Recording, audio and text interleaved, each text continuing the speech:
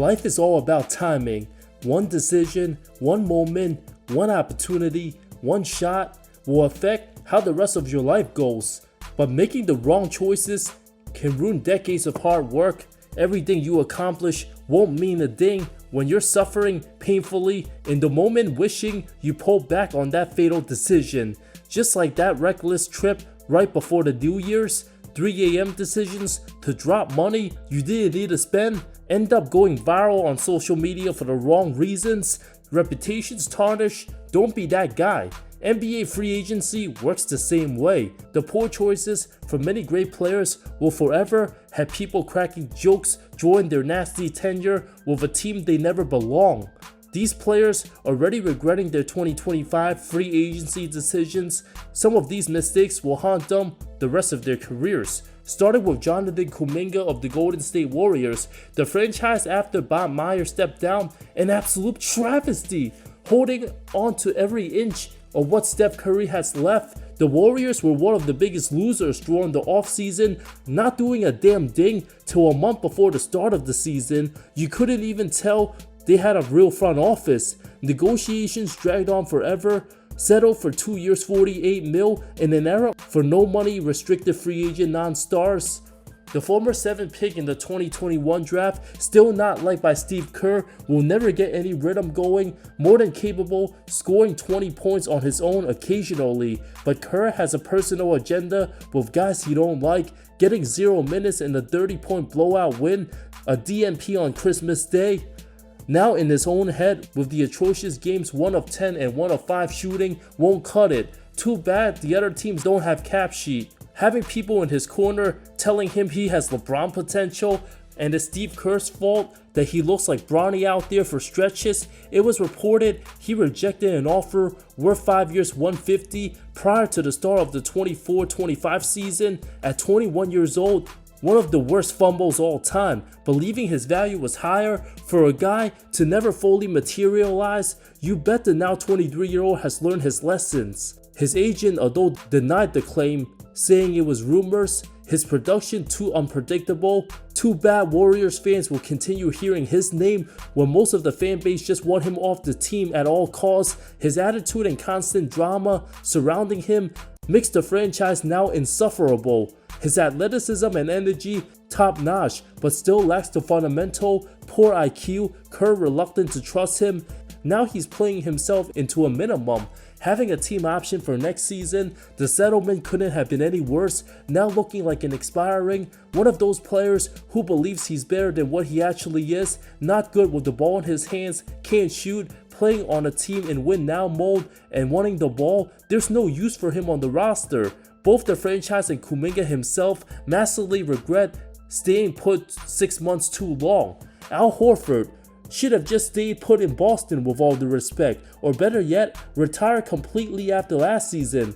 Now year 19, the former 5-time All-Star 3 years ago would have made a massive impact on the roster, but a 6-4 guy, the 39-year-old at this point, just another vet Kerr will honor playing over the younger guys. It's all about how he will fit come playoff time, but given Golden State just barely 500, they might not even get out the play-in for all we know. From being a true Celtic to seeing his teammate Tatum tore his Achilles, the main reason for Big Al's departure, realizing the Celtics weren't good enough and spending a full 2026 with 2 other key players traded elsewhere, Al thought it was a good idea to wait till end of the summer, delaying his decision. Turns out Boston not only has a better record than Golden State, but put in a better position going further in a weaker conference. A late season Tatum comeback can have the team possibly make a run in the playoffs. 90% of fans believe Al would retire as a Celtic.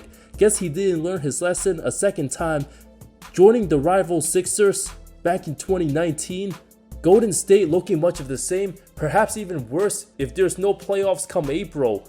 Being on a roster that's razor thin, Golden State needs his presence now to win games. He doesn't play back-to-backs, has a player option for 2027. At this point, Quentin Post might be better.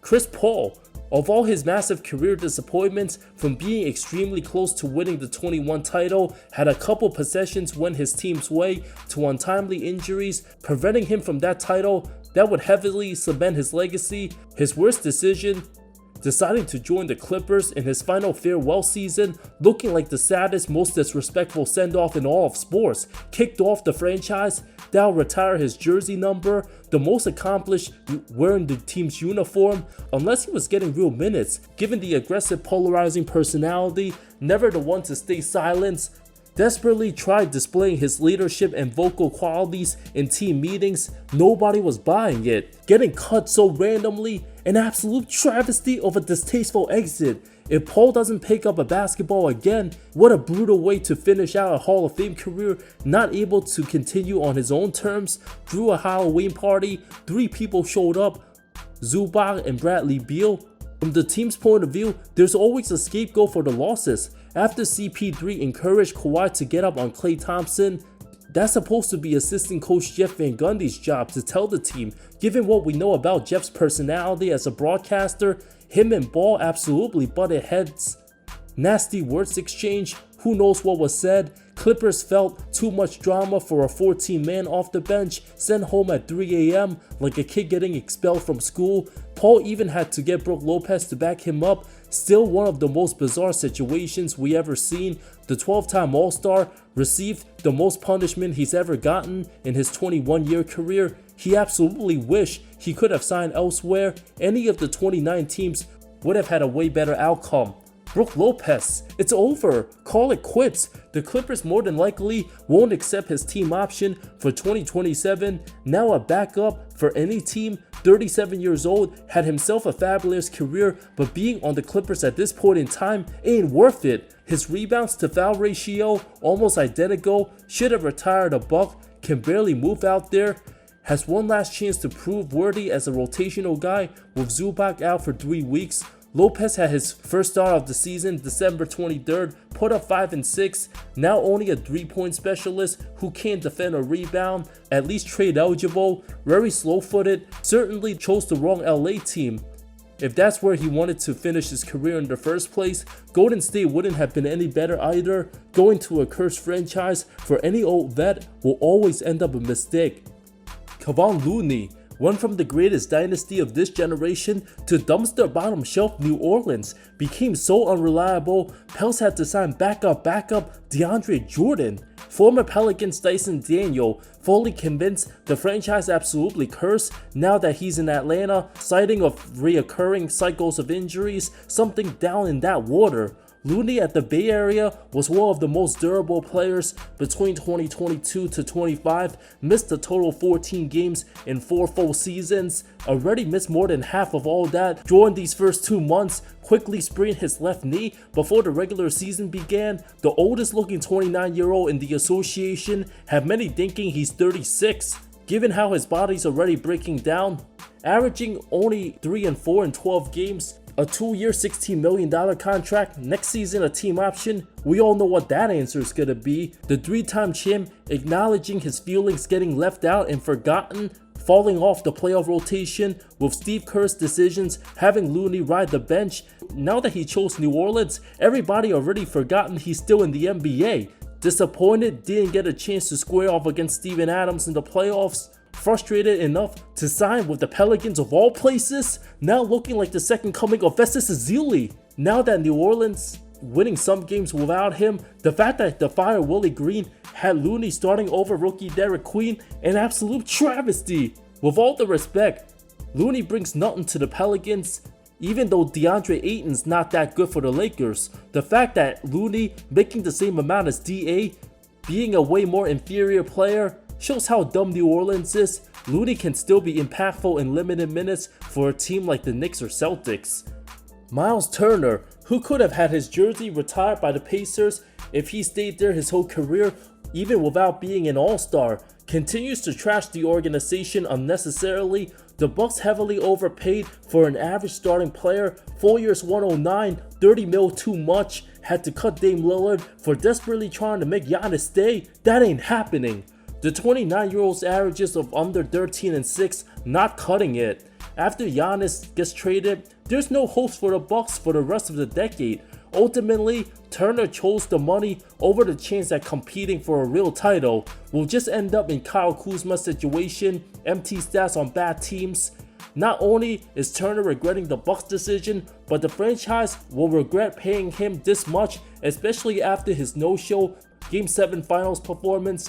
Now that every Pacer fans despise him, nothing but boos, Doc Rivers ain't the coach to maximize his skill set. Gonna be hard to trade that salary. It's one thing to take more money, but to diss the franchise you've been part of for more than a decade, once Turner starts declining, things will not look pretty. Trent Jr. 2 years, $7.5 million, his biggest regret, betting on himself and failing. From picking his $18.5 million player option only to settle for a vet minimum 2024, almost left unclaimed. The Raptors initially offered Trent a multi-year deal worth $15 million annually, but declined. Since then, the next 3 years, not even reaching 8 figures total. Has a player option next season, he might be forced to settle in. 39% from the field, a far cry from a 17.4 point average with the Raptors back in 2023. Masai Ujiri would have given more to Trent than what he's actually worth, the type of player who's horrible when cold. He's not even a top 7 player on the Bucks. Trent, one of those guys, not good enough to eat a ton of the team's cap, hesitant for being a mid-level exception, will turn 27 years old in January, still in and out of the lineup, was considered a steal in free agency. While getting more stars than all of last season's combined, the Raptors way too generous, giving him 3 years, $54 million years back. Trent failed to step up in Giannis' absence, needs to play with a playmaker for open looks, looking like he'll end up overseas in 2 years. Cam Thomas, out nearly 2 months with a hamstring injury, the failed restricted free agent settled for a 1-year, $6 million qualifying offer. An absolute travesty for the soon-to-be unrestricted free agent. Rejected multi-year extensions, including 2 years, $30 million and 1 year, $9.5. There's no use for him wasting away in Brooklyn. The last thing he needed was another injury, giving more excuses for team not to give him the bag. Mr. One-Dimensional already developed the bad rap across the league as a one-dimensional shot chucker, brings nothing else to the table. The Nets also haven't surrounded him with sufficient talent as they're rebuilding. With Michael Porter balling out, many forgotten Cam's even on the team. In reality, Brooklyn could just have let him walk if they don't believe in him as a future rotational player in the first place. Why are they even holding on to Cam? There's zero incentive to play him. A lose-lose situation. The now 24-year-old has been averaging above 20 points each of the last 3 seasons, but yet nobody seems to want him. The type of LA Fitness player who drops 40 but never passes the ball. Now has hamstring issues, 4 strains over the last 12 months. Given how brutal injury players get treated, Thomas might never get that multi-year contract he's looking for. The cheapest 20 points a game guy in today's NBA, there's still no market for him. Given how low his contract is, how many teams would even consider him for a vet minimum? Any shooting guard who can play, make, or defend might be the least valuable type of talent in today's NBA. The fact that he's only settled for $6 million might possibly get hurt again. He has everything to lose betting on himself. Speaking on betting on himself, Tyus Jones made the worst decision, joining the dysfunctional Suns last season for a 1-year vet minimum when other teams elected to give him $8 to $12 million annually. Jones settled for $2 million, took his talents to Orlando, 1 year, $7 million, looks absolutely washed as a super undersized point guard with no defense, hunted relentlessly in mismatches. The fact that he thought he'd be going to a contender only to be borderline NBA material, a failure of massive misjudgment, been a zero impact all season, not shooting well, his best strength not turning the ball over, but not generating any offense, playing for a coach in Jamel Mosley, who's arguably the worst offensive coach in today's NBA. Magic fans might even view picking up Chris Paul and waiving Jones as an upgrade. The only coach saving him, if Taylor Jenkins gets another job for a franchise next season, I can see Jones remaining in the league. Other than that, it's likely overseas come 2027. Amir Coffey playing like he forgot to drink his coffee, the type of player who probably should have went overseas instead of riding the bench as a 14-man, even averaging fewer points than Thanasis, an absolute travesty for the 28-year-old. After putting up nearly 10 a game a season ago on the Clippers, wasn't good enough to crack the Clippers playoff rotation last season, absolutely derailing his confidence. This man shot 41% from 3.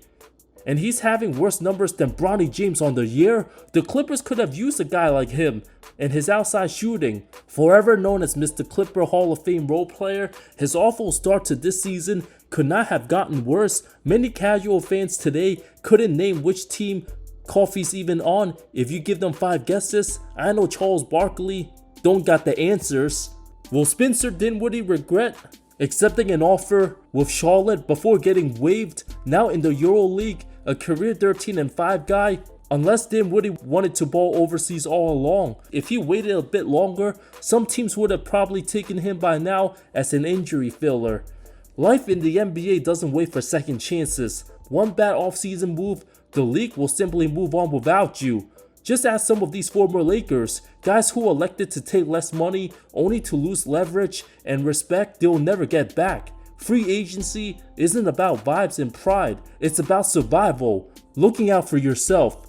These brutal decisions weren't short-term mistakes, they were career-defining losses never to be recovered from.